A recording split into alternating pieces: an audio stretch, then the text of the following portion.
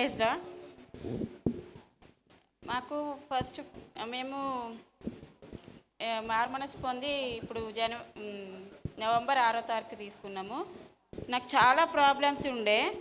అసలుకి 20 సంవత్సరాల నుంచి అని చెప్పేసి దేవుళ్ళు అని చెప్పేసి దేవుళ్ళ దగ్గరనే ఉండేవాళ్ళము. మా నాన్న కూడా చనిపోయాక తెలిసింది నాకు, దేవుళ్ళు అంటాం కానీ దేవుళ్ళని మొక్కడం వేస్ట్ అని.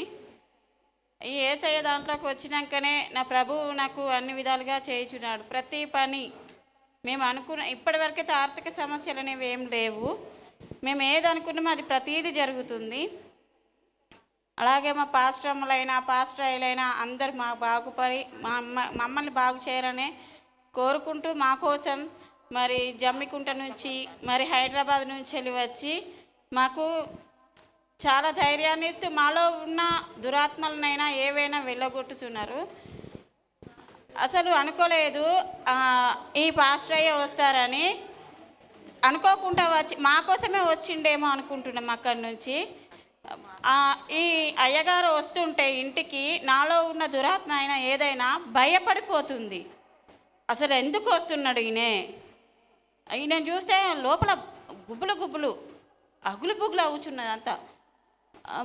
అవి ఎట్లా అంటే నన్ను రోజు అసలుకి చాలా ఘోరం చేసేటి. నేను మంచాలకి వెళ్ళి కూడా లేవకపోతున్నాను, ఇంట్లో పని చేయకపోతున్నాను, చాలా అంటే చాలా బలహీనంగా ఉంటున్నాను.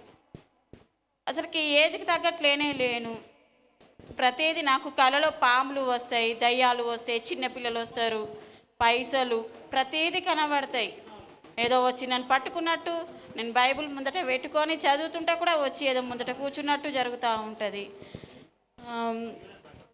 కానీ మా పాస్టర్ ఇప్పుడు మా జమ్మికుంట పాస్టర్ అయ్య తీసుకొచ్చిన మా హైదరాబాద్ పాస్టర్ అయ్య అయితే చాలా అంటే చాలా మంచి చేస్తున్నారు మాకు. అసలుకి నాకు తెలీదు, ఎలా మాట్లాడాలో కూడా తెలియదు. ఇదే ఫస్ట్ టైం నేను మాట్లాడు. మా అన్నయ్య అయినా మా ఆయన మా అమ్మ మేము అసలుకి ముందే వస్తే మా నాన్న కూడా బ్రతికేవారేమో.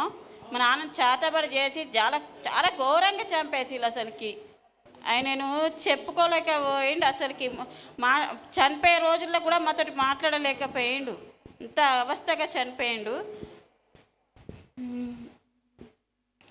నా భర్త కూడా చాలా అంటే చాలా తాగేవాడు. ఇందులోకి వచ్చినాక బంద్ చేసిండు. కొంచెం మా అన్నయ్యనే సెటిల్ అవ్వాలని కోరుచున్నాను. ఏదైనా సరే మాకు ఈ పాస్టర్ అయ్యే వాళ్ళు వచ్చినందుకు చాలా థ్యాంక్స్.